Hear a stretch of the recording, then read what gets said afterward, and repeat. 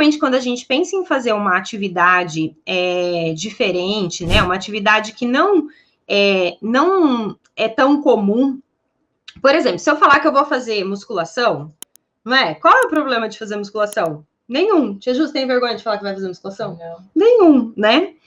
Mas quando a gente pensa numa atividade que não é tão comum no nosso meio social mesmo, nossos amigos, nossa família, a gente já visualiza, primeiro, como são as pessoas que fazem aquele tipo de atividade.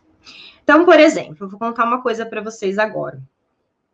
Não tinha contado ainda, hein? Vou contar para vocês. Em setembro de 2020, eu decidi que eu queria mudar o meu corpo. Eu já estava com 40 anos e estava começando a me incomodar, que eu estava começando a engordar demais para mim, tá? Para mim, eu estava engordando e eu não estava conseguindo perder. Antigamente, eu fazia um pouquinho de dieta ali, já perdia rapidinho. Depois dos 40, parece que o relógio funciona de jeito diferente.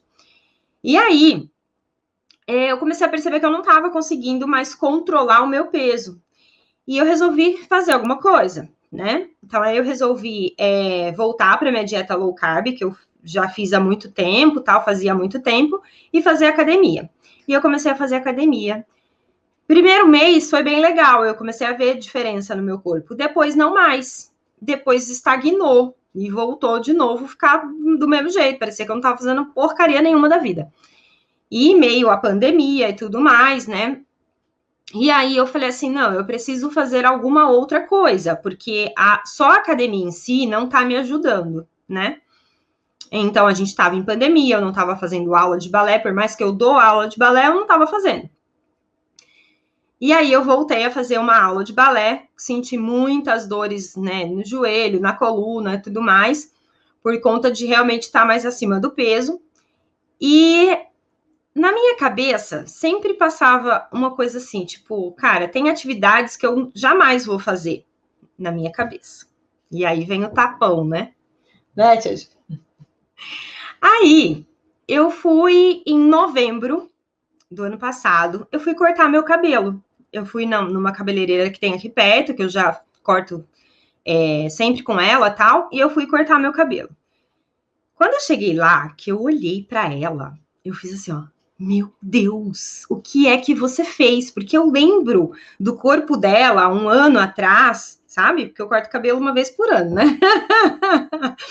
E aí eu lembro do corpo dela um ano atrás, e eu falei, gente, que loucura, que ela sabe, magra, com os braços definidos, assim, eu falei, caraca. E ela tem, acho que é 58 anos, se eu não estiver enganada. E eu falei, meu Deus, eu quero chegar nos meus 58 anos assim. E como que ela conseguiu mudar tanto o corpo dela em um ano? E comecei a conversar com ela. E ela começou a me contar que ela estava acompanhando com um nutrólogo, né? E fazendo a dieta lá bonitinha, acompanhada, tal. E que ela estava fazendo uma atividade. E essa atividade se chama CrossFit. Na hora, eu olhei e falei, ferrou, porque CrossFit eu nunca vou fazer. Sim, na minha cabeça. E aí ela começou a falar, tal, da rotina. E eu comecei a perguntar como que era o CrossFit. Ela começou a falar. Cara, falei, gente, acho que eu vou fazer esse negócio.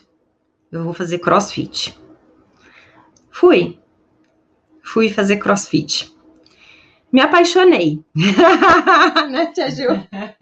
Me apaixonei, arrastei Tia Ju comigo.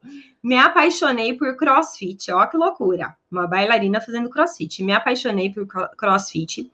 E fiz CrossFit, estou fazendo desde janeiro. Agora eu parei, dei uma paradinha por conta da pandemia mesmo, né? Mas eu estava fazendo. Só que, quando eu comecei a fazer, eu não contei para ninguém que eu estava fazendo. Você contou para alguém, Tia Ju? Demorou um pouquinho. Demorou um pouquinho, né? Eu não contei para ninguém que eu estava fazendo. Por quê? Na minha cabeça, passava assim, cara, eu vou falar para as pessoas que eu estou fazendo CrossFit machuca, né? Não, é o primeiro pensamento. CrossFit machuca. As pessoas vão achar que eu vou ficar musculosa, né? Que eu vou ficar com um corpo mais masculino. Não, eu não vou contar para ninguém. Eu tive vergonha de falar que eu ia fazer CrossFit, de falar que eu estava fazendo CrossFit, tá? E Depois de lá para fevereiro, depois de um mês que eu estava fazendo, aí eu falei, quer saber? Ninguém paga minhas contas, né? Ninguém paga minhas contas, ninguém tem nada a ver com isso. E aí eu comecei a contar para algumas pessoas mais próximas que eu estava fazendo CrossFit, mesmo porque meu corpo começou a mudar e as pessoas começaram a perguntar o que eu estava fazendo. E aí eu fui acompanhar com o nutrólogo também e tudo mais. Então eu tô desde fevereiro acompanhando com o nutrólogo, desde janeiro fazendo CrossFit. E, gente, é impressionante como a gente cria mitos na nossa cabeça. Primeiro que o CrossFit machuca, né?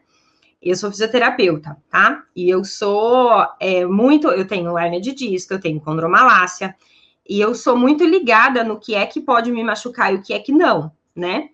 E quando eu fui fazer, graças a Deus, assim, eu tô fazendo num lugar que o professor é muito bom mesmo, ele entende de biomecânica, ele explica por que que o movimento, você não deve jogar o tronco para frente para fazer X, sim, enfim. E antes que vocês fiquem desesperados, eu não pego peso não, tá? Eu sou bem água com açúcar no CrossFit, né, Tia Jo? Mas qual é o barato do negócio? Eu imaginava que CrossFit era pegar aqueles pesos, ficar levantando. Eu imaginava que na hora que eu chegasse lá no CrossFit, ele ia me obrigar a ficar pulando naquelas caixas, ficar me pendurando nas argolas e tudo mais. E eu imaginava que as pessoas fossem me olhar com um olhar diferente na hora que eu falasse que eu estava fazendo CrossFit. Sim? A primeiro momento, eu sei que vem um choque, como eu imagino que vocês devam ter ficado um pouco chocadas na hora que eu falei que estou fazendo CrossFit, né? O primeiro momento, vem um choquezinho, você fala, como assim? Mas aí, quando a gente começa a entender um pouco mais sobre aquele mundo, a gente vai tendo mais vontade até de contar para as pessoas que está fazendo algo diferente. Hoje, por exemplo, é uma atividade que tem me feito tão bem que eu acho que é legal as pessoas testarem em um local que realmente tem instrução, não é aquele local que tem, sei lá, 50 pessoas fazendo e não tem ninguém para te orientar, né? É diferente. Mas, enfim, quando a gente começa a fazer balé, é a mesma coisa, tá? Você vai começar, você vai ter vergonha de falar que tá fazendo, você vai ter vergonha de fazer um coque, você vai ter vergonha de colocar um colã, você vai ter vergonha de ir na loja comprar uma sapatilha e falar que é para você, tá? Quando essa vergonha começar a passar, as pessoas vão te olhar diferente, sim. Você vai chegar lá na loja e falar, então, eu queria uma sapatilha. Que legal! Sua filha tem quantos anos? E aí você vai falar, não é para minha filha, é para mim. E aí a pessoa vai te olhar. Por quê? Aquilo para ela, no mundo daquela pessoa que está te julgando, tá? Não é comum. Então vem esse olhar. Quando a gente entende que, a partir do momento que você fala, eu estou fazendo balé, eu sou bailarina, eu vim comprar uma sapatilha, isso desperta em outras pessoas o porquê não, né? Por que não? Por que de repente não? E a gente começa a aumentar a gama de pessoas interessadas, tá? Em fazer balé de repente. Em pessoas que começam a olhar para o balé com outros olhos.